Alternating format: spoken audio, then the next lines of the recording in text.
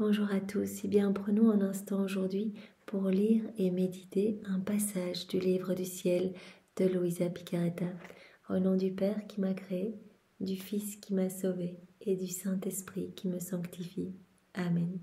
Jésus, je me plonge dans ta divine volonté, dans ton acte unique et éternel d'amour, dans ce grand bain de ta lumière, de ta divinité, de ta volonté, de ton humanité, de tes mérites, de ton sang, de tes œuvres, de tes qualités divines. Je m'immerge dans ce grand bain, je prends avec moi tous les hommes de tous les temps et je te supplie, Jésus, de nous donner cette grâce qu'est la vie dans ta divine volonté, de pouvoir nous unir à toi continuellement. Aussi marque-nous du sceau de ton divin fiat, que nous puissions travailler à l'avènement de ton royaume, que nous puissions devenir des extensions de toi-même, que tu puisses prolonger ta vie en chacun de nous. Aussi, Jésus, investis toutes nos actions de ta présence, soit dans chacun de nos pas, soit dans tous nos regards, soit dans nos paroles, soit dans nos battements de cœur, nos respirations, notre souffle, nos pensées, que tout, absolument tout, soit fait pour toi, pour ta gloire, celle de ton Père, celle de l'Esprit Saint, que tout soit fait par toi, Jésus, et que tout soit fait immerger en toi dans ta divine volonté. Merci infiniment, Jésus, pour tout ce que tu nous donnes. Merci pour ces enseignements, ces écrits du ciel qui sont si magnifiques et qui nous brûlent le cœur. Tu nous les donnes vraiment pour que nous t'aimions chaque jour mieux, chaque jour plus, que nous grandissions dans cette ressemblance avec toi. Merci pour ces enseignements que tu nous donnes. Merci pour ta maman qui, reine du royaume de la divine volonté, nous sert de guide. Elle nous prend par la main après chacune de nos chutes et elle nous console, elle nous lave de ses larmes, elle nous cache dans son manteau pour nous mettre à l'abri des forces obscures et elle nous ramène dans ton cœur, notre place vraiment dans ce petit refuge d'amour vraiment que tu nous réserves tous. Merci Jésus pour ton amour à toi, ton amour inlassable et patient. Merci pour ta miséricorde sans borne, quelles que soient nos misères, quels que soient nos péchés, la noirceur de notre cœur. Tu nous aimes et tu nous attends. Il suffit que nous revenions à toi pour que tu nous sanctifies. Tu prends notre paquet d'ordures et tu le convertis en lumière. Alors Seigneur, merci au nom de tous. Je te demande maintenant de nous disposer pour que nous puissions accueillir ce nouvel enseignement. Touche nos âmes, touche nos intelligences, bénis-nous, remplis-nous de ton intelligence à toi, de ta sagesse, de ton amour, pour que nous puissions comprendre tous ces mots bénis, que nous puissions les digérer, que nous puissions y penser tout au long de cette journée, puis des jours après, que nous puissions les mettre en pratique pour que nos vies portent de beaux fruits pour ta gloire, Seigneur. Maintenant, Jésus, parle à travers ma bouche, envoie sur chacun de nous ton Esprit Saint, que ce moment fait par toi, avec chacun de nous, en chacun de nous, puisse avoir des retombées dans tous les cœurs, des répercussions, des effets bienfaisants et positifs dans toutes les âmes, que beaucoup reviennent à toi, se convertissent, se sanctifient, se purifient, se repentissent, que tu sois reconnu et aimé de tous, Seigneur, et que plus aucune âme ne se perde. Alors, le passage que nous allons méditer se trouve toujours dans le volume 21, et c'est celui du 31 mars 1927. C'est Luisa qui parle. Je me sentais totalement immergée et abandonnée dans la divine volonté, et je suivais ses actes, lorsque mon doux Jésus se manifesta en moi et me dit: ma fille, le triomphe de ma divine volonté, c'est l'âme vivante en elle. C'est ça le triomphe de la divine volonté. Quand des âmes s'abandonnent, laisse Jésus opérer. Jésus a dit: je suis la divine volonté. Alors quand vous me donnez cette autorisation d'agir en vous, c'est une gloire parfaite qui est offerte à la Trinité au pied du trône. C'est le triomphe complet de la divine volonté. Vos actes ne sont plus humains mais deviennent éternel, divin et parfait, et compense pour tous les manquements d'amour, apporte réparation, louange, bénédiction, adoration au nom de tous. Donc cela apaise vraiment la justice divine. Et cela apporte de la joie à la Trinité et vraiment des répercussions dans tous les cœurs. C'est le triomphe complet de la divine volonté. Lorsque l'âme accomplit ses actes en ma volonté, sa vertu se répand sur toute la création pour y diffuser sa vie divine. L'âme qui vit dans ma volonté me donne l'occasion de répandre ma vie, autant de fois que l'âme accomplit des actes en elle. À chaque fois qu'on fait un acte en union avec Jésus, directement, voilà, c'est sa vie divine qui va pouvoir se répandre partout en fait. C'est pourquoi non seulement ma volonté triomphe-t-elle en cette âme, mais elle en reçoit plus d'honneur que de toute la création. La création, voilà, nous savons que chaque élément créé, conserve les qualités divines. La divine volonté est opérante dans chaque élément créé, mais les éléments n'ont pas de bouche pour louer, pour bénir. Alors quand une âme fait des actes dans la divine volonté, directement, sa prière, ses louanges, ses adorations, ses réparations, ses rondes vont faire comme un écho partout. Et donc toutes les choses créées vont comme résonner de cette prière. Et donc le ciel et la terre vont être remplis de cette prière, de cette adoration ou de cette louange. En chaque chose créée, Dieu a placé une ombre de sa lumière, une note de son amour, une image de sa puissance ou une caresse de sa beauté. Voilà, nous savons, la divine volonté conserve une qualité divine dans chaque élément. Voilà, si nous regardons peut-être des petits insectes, des petits papillons, nous y verrons la légèreté, la douceur de Dieu. Quand nous regardons le soleil, nous voyons la puissance de la lumière divine, peut-être dans la mer, la puissance également, la justice quand les vagues sont un petit peu plus fortes dans le vent, dans la brise du vent toute douce, et bien également la douceur de Dieu, mais dans un vent plus fort, nous pouvons y voir également la justice. Dans les cieux, l'immuabilité de Dieu, etc. Donc chaque élément conserve une qualité divine de Dieu. Une caresse de sa beauté, une image de sa puissance.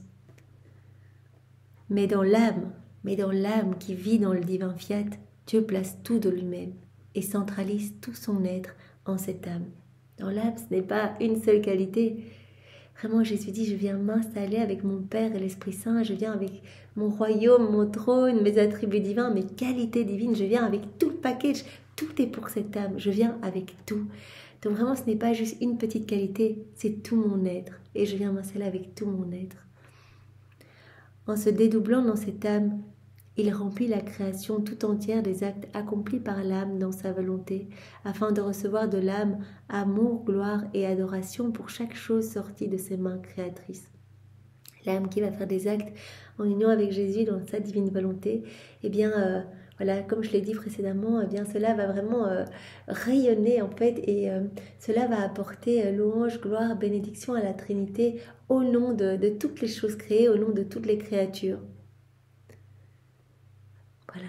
L'âme qui vit dans ma volonté établit un rapport avec toutes les choses créées en prenant à cœur l'honneur de son Créateur. On le sait, quand une âme vit dans la divine volonté, elle est directement connectée à toute la création, en fait, qui la reconnaît, puisque l'âme qui vit dans la divine volonté laisse la vie divine croître en elle, en fait. Et à chaque fois qu'elle va faire des actes, à chaque fois qu'elle va prier dans la divine volonté, souffrir, marcher, manger, que sais-je, tous les actes faits en union avec Jésus, elle nourrit un peu plus cette vie divine qui peut s'étendre. Et la divine volonté, peut être totalement souveraine, totalement opérante et agissante à travers l'humanité de cette âme. L'âme qui vit dans ma volonté établit un rapport avec toutes les choses créées. C'était le cas d'Adam au départ, chef-d'œuvre de la création, reconnu par tous les éléments créés autour de lui. Vraiment, il était le petit roi de la création, et la création lui obéissait. L'âme envoie un échange pour tout ce que le Créateur a fait en chaque chose créée, de la plus petite à la plus grande. L'âme prête sa bouche aux éléments créés pour remercier, louer, bénir au nom de ces petites choses qui n'ont pas de bouche. Voilà, c'est ce qu'on fait dans les rondes. On place nos actes de louange, de bénédiction, nos remerciements. On demande que vienne s'établir sur la terre le royaume de la divine volonté. On tient compagnie à la divine volonté qui est en train d'agir dans ces éléments. Si la divine volonté n'agissait pas dans les éléments créés, il n'y aurait rien autour de nous. Rien ne serait vivant.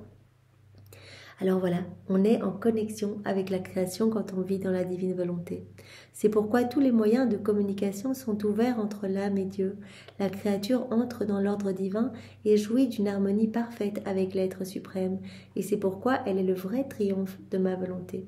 comme Jésus nous en a déjà beaucoup parlé, voilà, l'âme qui vit dans la divine volonté, eh bien, elle réouvre les canaux de communication entre le ciel et la terre, en fait. Au nom de tous, elle réouvre comme ces canaux, en fait, que l'homme a obstrué en vivant dans sa volonté propre. Au départ, Adam était vraiment en pleine communication, il recevait des torrents de puissance, de grâce, de sainteté, de beauté, tout ce que son âme ne pouvait pas engorger, eh bien cela débordait en action de louange, de bénédiction pour son Créateur, pour la Trinité, et ça repartait en flux de grâce, de cadeaux, et donc c'était vraiment un doux flux et reflux d'amour. Mais quand il a quitté la divine volonté, il a comme obstrué ces canaux de communication. Tout a été comme bouché, il n'a plus pu recevoir, en fait, il s'est venu, il s'est dévêtu de son beau vêtement royal, il a commencé à avoir peur, etc., à se sentir mal, et tous les vices, les maux, les iniquités ont vu le jour. Donc une âme qui vit dans la divine volonté, eh bien, réinstaure cet équilibre, cette harmonie entre le ciel et la terre, et vraiment jouit de cette parfaite harmonie avec la Trinité. Il y a vraiment ces moyens de communication qui sont restaurés, en fait. Donc elle va pouvoir recevoir en abondance des grâces par torrent, pas qu'elle, en fait, on le sait, quand on fait des actes dans la divine volonté, tout le monde va pouvoir recevoir quelque chose, vraiment en fonction de l'ouverture de cœur. Et donc, comme Jésus nous dit, il va y avoir cette harmonie parfaite entre cette âme qui s'abandonne et la Trinité. Et c'est pourquoi c'est elle le vrai triomphe de la divine volonté. Ce sont toutes ces créatures qui s'abandonnent, qui vivent dans le royaume du divin fiat, qui pleurent pour que ce royaume descende sur la terre. À chaque fois qu'on fait des actes, les frontières de ce royaume s'élargissent, non seulement dans notre cœur, mais dans tous les cœurs. Et donc ce royaume s'établit un peu plus sur la terre. Par contre, l'âme qui n'est pas dans ma volonté vit avec la volonté humaine et ferme par conséquent toutes les communications avec l'être suprême. Voilà, comme Adam, quand il a quitté la divine volonté, il a bouché toute communication avec l'être suprême. Voilà, donc cette âme va vivre de sa volonté propre, de ses passions, de ses mauvaises choses, de ses tempéraments purement humains, etc. Tout est désordre et discordance. Le rapport de l'âme est avec ses passions. Donc l'âme n'est plus connectée comme l'âme qui vit dans la divine volonté avec toute la création, avec son créateur, à tout recevoir, à tout faire vibrer d'amour. Chacun de ses mouvements conscients et inconscients est un acte de louange, de bénédiction. Non, au contraire, elle n'est pas en lien avec Dieu. Elle sera en lien avec elle-même et ses mauvaises passions. Tout est désordre et discordance. Le rapport de l'âme est avec ses passions et ses actes ressortent dans ses passions. Elle ne comprend rien à ce que dit son Créateur. Il y a comme ce voile, Jésus en a parlé, ce voile, ces écailles qui se forment sur ses yeux en fait. Depuis la chute d'Adam, eh bien l'homme est devenu comme aveugle, il ne voit plus l'amour de Dieu partout, ne s'émerveille plus de la beauté de chaque petite chose créée, ne s'émerveille plus de voir la divine volonté qui opère en chaque élément. Elle rampe sur la terre comme un serpent et vit dans le désordre des choses humaines. Bien, cela rejoint vraiment un autre enseignement où Jésus voyait vraiment du ciel les hommes à plat ventre en train de gratter dans le sol pour essayer d'avoir de la nourriture, d'essayer de s'en sortir, en fait, de chercher une petite satisfaction, alors que nous sommes appelés, depuis le moment où nous sommes sortis des mains de notre Créateur, à être le regard levé vers le ciel, notre bouche ouverte pour bénir, adorer, remercier, nos mains levées vers la Trinité, nos pas ne marchant que vers le ciel, notre cœur uni au cœur de Dieu, etc. Donc pas comme ça, petite créature comme un serpent rampant par terre dans le désordre, le chaos, rempli de boue. Non, des belles créatures de lumière, des enfants dignes, des enfants légitimes de Dieu, propriétaires de tout le royaume. L'âme qui vit dans sa volonté propre rampe sur la terre comme un serpent et vit dans le désordre des choses humaines. L'âme qui vit dans sa volonté est par conséquent le déshonneur de ma volonté et la défaite du divin fiat dans l'œuvre de la création. Alors que l'âme qui vit dans la divine volonté est le triomphe du divin fiat dans l'œuvre de la création. Quelle souffrance, ma fille, quel malheur que la volonté humaine veuille vaincre la volonté de son Créateur, une volonté qu'il aime tant et désire le triomphe de sa volonté dans la créature. Parce que Dieu veut cela pour chacun de nous, vraiment le triomphe de sa divine volonté en nous, vraiment qu'elle soit bien, qu'elle soit souveraine, qu'elle puisse agir à sa guise, vraiment comme une reine en fait. Et au lieu de cela, eh bien, l'homme, en choisissant d'agir seul, eh bien, étouffe la divine volonté qui devient esclave en fait de l'homme, de sa volonté humaine, qui est mal, qui asphyxie en fait. Jésus dit, mais moi je suis là. Et alors que ma divine volonté eh bien, maintient l'homme en vie, il ne serait pas en vie s'il n'y avait pas la divine volonté en lui. Eh bien, plutôt qu'être dans le retour d'amour, dans la joie, dans la reconnaissance, dans la louange, non, l'homme choisit de faire sa volonté propre et vraiment étouffe ma volonté sous vraiment un tas de décombres et de déchets.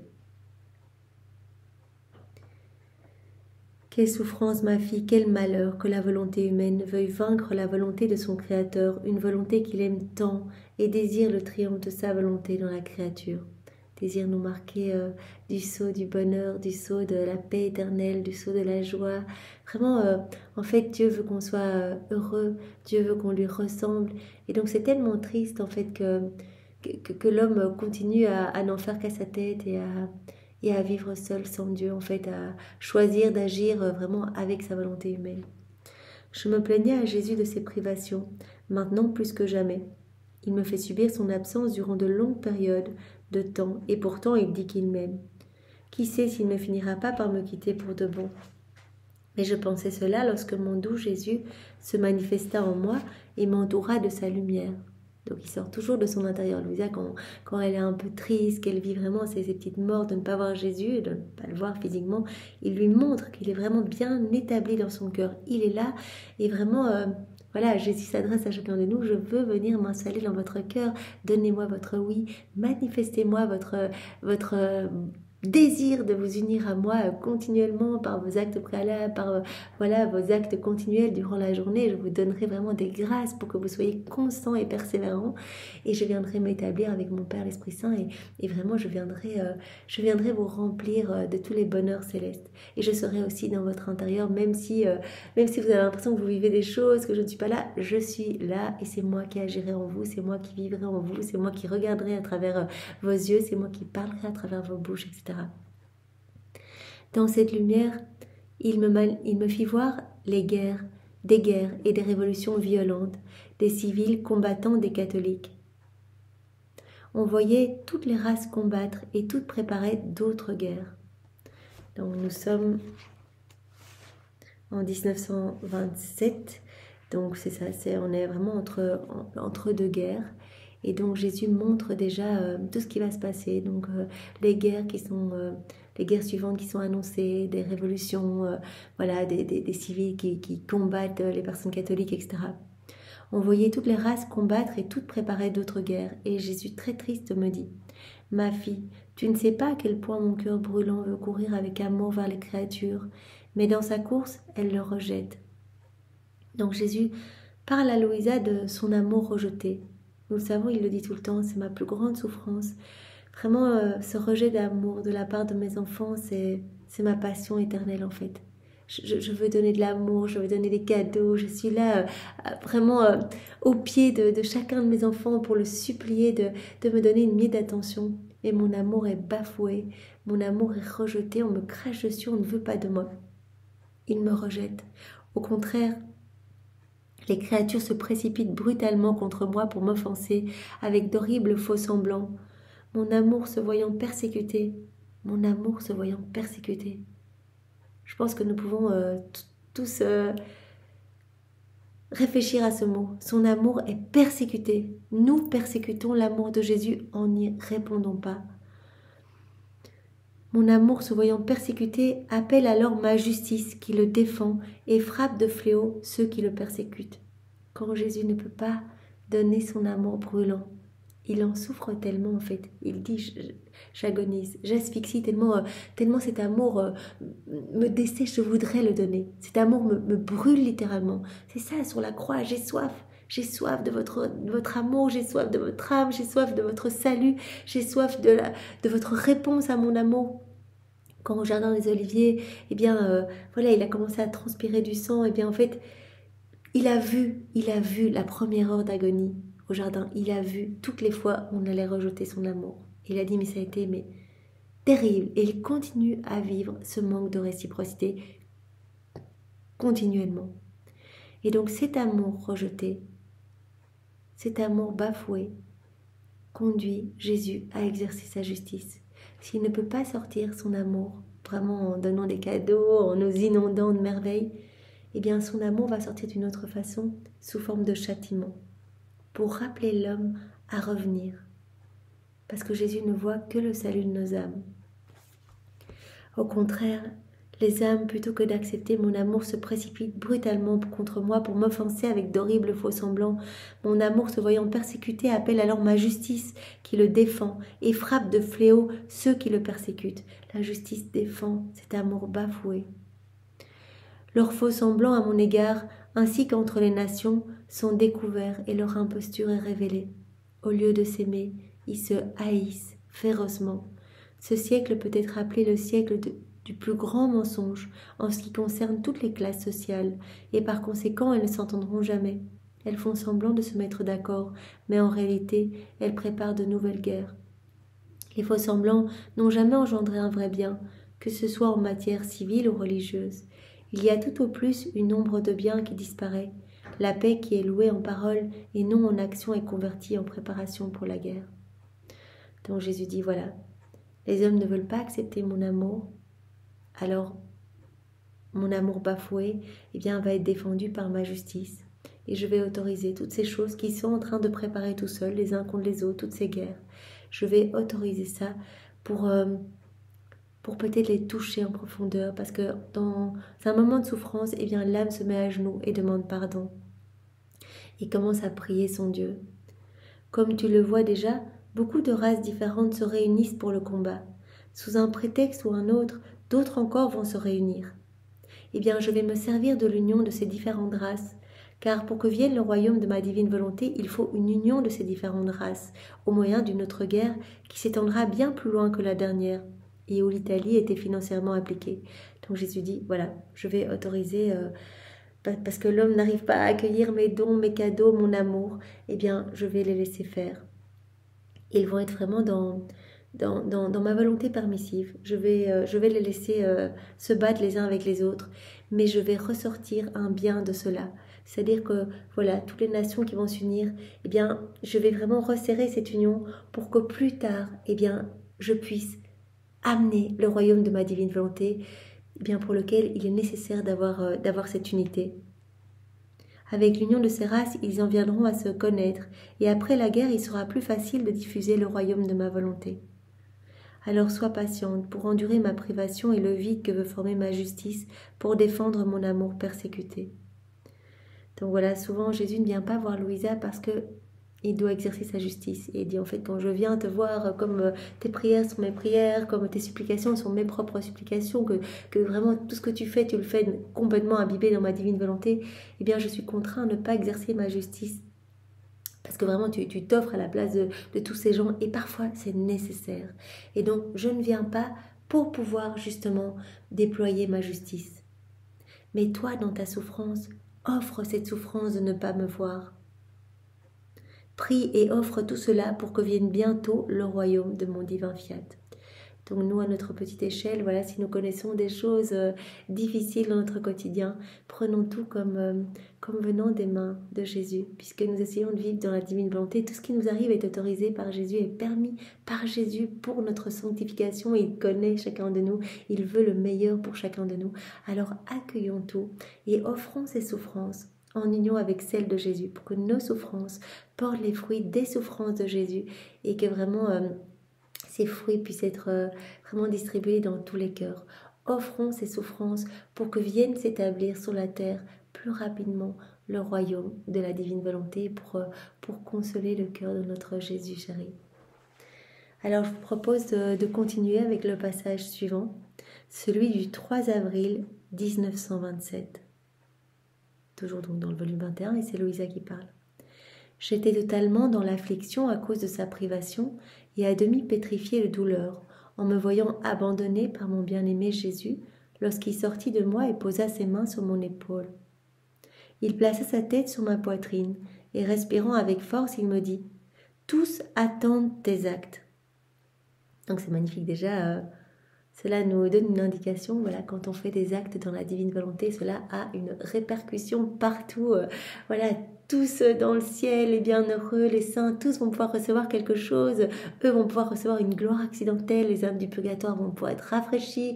Les âmes, voilà, qui sont englouties dans le péché, qui sont vraiment complètement, voilà, qui n'arrivent plus à se relever, eh bien, vont pouvoir recevoir une grâce particulière pour se relever, pour revenir à Jésus. Donc vraiment, tous vont recevoir, voilà, au prorata de l'ouverture de cœur. Donc tous attendent tes actes, Louisa. Puis il inspira en lui tous mes actes accomplis dans la divine volonté. Donc Jésus prend en lui tous les actes accomplis par Louisa. Et il ajouta, ma fille, les actes accomplis dans ma divine volonté m'appartiennent. C'est pourquoi je suis venue les prendre dans mon souffle. Tous ces actes que tu as accomplis étant miens, tous les attendent. Bien sûr, ce n'est pas nous qui agissons. Quand nous faisons des actes en union avec Jésus, c'est vraiment lui qui agit. Il l'a dit, c'est vraiment moi qui vais mettre mes mains dans les vôtres, c'est moi qui vais marcher à travers vos pieds, etc. Donc ce sont mes actes, donc je m'en occupe. C'est pour cela que chaque acte qui est fait, eh bien, dans un autre passage, c'était tellement beau, Jésus disait, mais j'envoie des corps d'anges pour protéger cet acte et vraiment que cet acte soit amené directement au pied de la Trinité et que tous puissent vraiment recevoir eh bien, la lumière qui en jaillit, l'amour qui en ressort, etc. Tous les attendent, y compris moi, pour les diffuser dans toute la création et recevoir ainsi dans tout l'univers l'honneur d'un acte libre de la créature. Cette volonté de la créature librement et non forcée vient dans ma volonté et agit. Je reçois alors l'honneur d'une volonté libre qui est pour moi le plus grand honneur qui soit, digne d'un Dieu. Bien oui, nous avons reçu notre volonté quand nous sommes sortis des mains du Créateur pour que librement nous l'unissions à la volonté du Père. Nous avons reçu notre intelligence pour que librement, eh bien, elle soit unie à la sagesse de Jésus et notre mémoire, pour que vraiment nous nous rappelions toujours librement de tout l'amour de Dieu pour nous. Donc, la Trinité nous a voulu libres, parce que si nous n'étions pas libres, eh bien, voilà, ce serait comme une dictature, on serait forcé d'aimer. Et donc la Trinité ne recevrait aucun honneur de nos actes si on le faisait de manière forcée ou juste parce qu'on nous demande de le faire.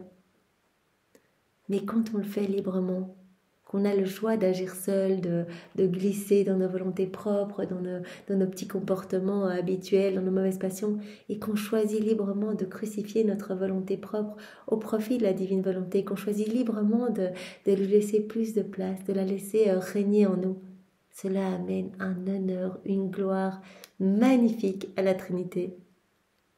Une volonté libre qui s'anéantit afin de faire la mienne et d'agir en elle est la grande merveille de la création. Tout a été créé pour être au service de cette volonté libre qui m'aime sans y être forcée. Voilà, dans le plan de Dieu, eh bien, cette volonté libre devait librement s'offrir et s'unir à la divine volonté. Et tout a été créé autour, toute la création, pour servir cette volonté libre qui aime en fait, qui répond à l'amour de Dieu. Et cette volonté devait régner sur toute la création et être la volonté de toutes les choses créées, car elle n'avait pas une volonté en propre, les choses créées. Donc cette volonté libre devait librement, par amour, en réponse à l'amour de son Créateur, faire parler la création. Ce que Jésus nous a appris à travers les enseignements donnés à Louisa, faire ses rondes, placer nos actes d'amour, d'adoration, nos je t'aime, je t'adore, je te loue, je te bénis, je te remercie, que vienne le règne de ta divine volonté partout, sur chaque petite chose créée. La créature devait leur servir de volonté afin que la liberté de sa volonté et de son amour soit en chaque chose créée. Et ce n'est que dans ma volonté que la volonté humaine peut nous défendre en toute chose afin de donner ce grand amour à son Créateur. Donc cette gloire parfaite à la Trinité, le triomphe complet de la divine volonté, vraiment dans la création. Ma fille, une volonté qui ne m'aime pas librement, mais par force, dit qu'il existe une distance entre la créature et le Créateur. Si on était obligé d'aimer, de répondre, de faire ce que Dieu demande, eh bien, c'est comme s'il y avait une distance entre nous et notre Créateur. L'âme qui n'aime pas librement dit esclavage et servitude. Elle dit dissemblance.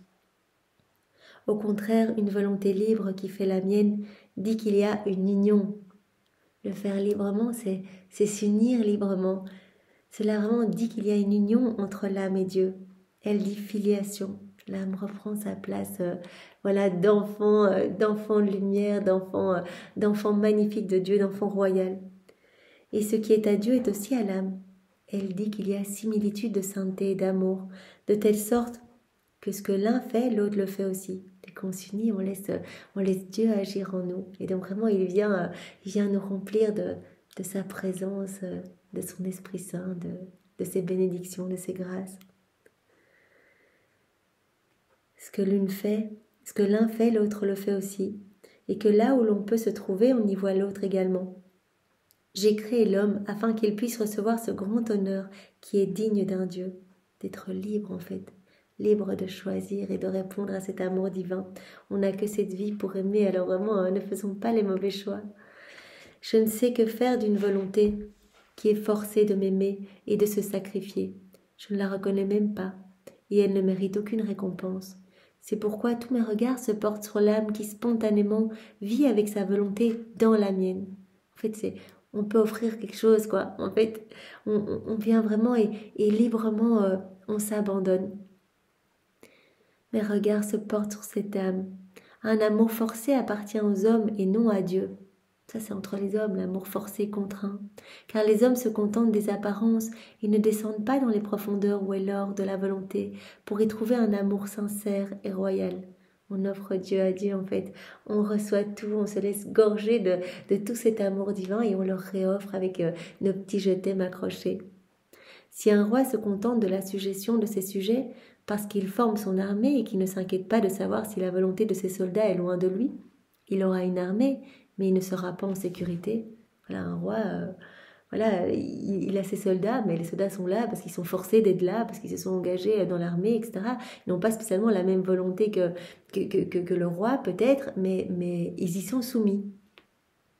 Cette armée pourrait bien comploter contre lui et en vouloir à sa couronne et à sa vie. Un seigneur peut aussi avoir beaucoup de serviteurs, mais s'ils ne le servent que par nécessité ou par peur, voilà, si les serviteurs sont là et vraiment parce qu'ils ont peur ou parce qu'ils ont juste besoin d'un salaire qu'ils servent le roi, eh bien le roi pourrait vraiment se sentir insécurisé parce que tous pourraient se retourner contre lui. S'ils ne le savent que par nécessité ou par peur ou pour obtenir des biens, ces serviteurs qui mangent sa nourriture peuvent devenir ses premiers ennemis. Mais ton Jésus, qui voit dans les profondeurs de la volonté, ne se satisfait pas des apparences. Ça, c'est pour les hommes qui disent, ok, voilà, dans une armée, eux m'obéissent, ils vont faire ce que je dis, très bien, ou un roi, les serviteurs, voilà, très bien, ils se contentent des apparences, voilà, de la suggestion, de la volonté, par exemple, des serviteurs à celle du maître. Mais Jésus dit, moi je vois dans les âmes, donc je vois l'intention d'amour, et je ne me contente pas, voilà, d'une volonté forcée. Je veux vraiment que ce soit une âme pleine d'amour qui s'offre à moi et qui me donne ses yeux, qui me donne sa bouche, qui me donne ses mains, qui me donne ses pieds, qui me donne toute son humanité en fait. Et si cette volonté désire spontanément vivre dans la mienne, ma gloire et toute la création se sentent en sécurité, car ce ne sont pas des serviteurs, mais mes enfants qui possèdent et aiment tant ma volonté. Ils sont la gloire de leur Père Céleste, et ils seraient prêts et honorés de donner leur vie pour son amour. Donc Jésus sonde nos cœurs. Nous te demandons, Jésus, vraiment de pouvoir tout faire par amour pour toi. Donc vraiment, viens déverser en nous tant de grâce et tant d'amour que personne ici-bas ne pourra t'aimer plus que nous. Je me sentais totalement immergée dans son fiat éternel et mon bien-aimé Jésus ajouta « Ma fille, dans ma volonté, tous les actes sont accompagnés dans la plénitude de la lumière et ils sont par conséquent comblés de bien. » On le sait, la divine volonté est la source de tous les biens, de tous les bienfaits, de toutes les joies, de tous les bonheurs.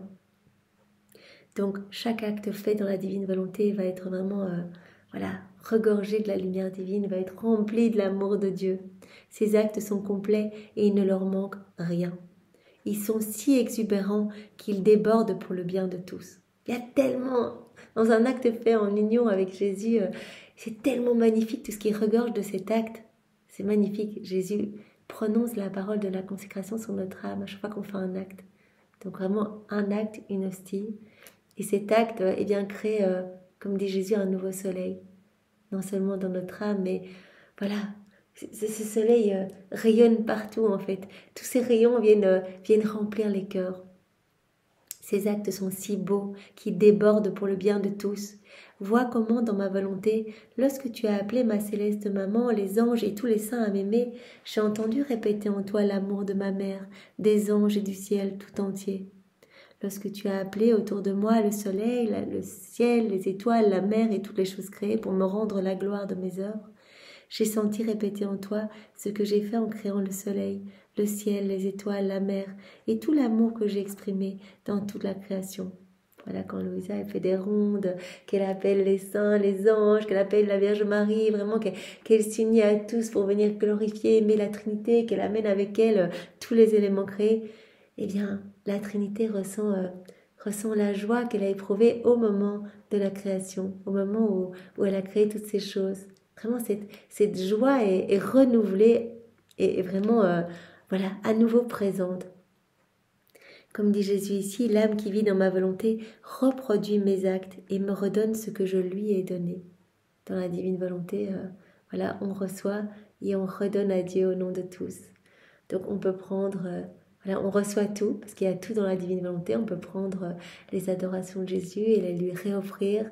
On peut lui réoffrir au nom de tous ses propres bénédictions, ses propres prières, unir nos prières aux siennes, unir nos réparations aux siennes, etc.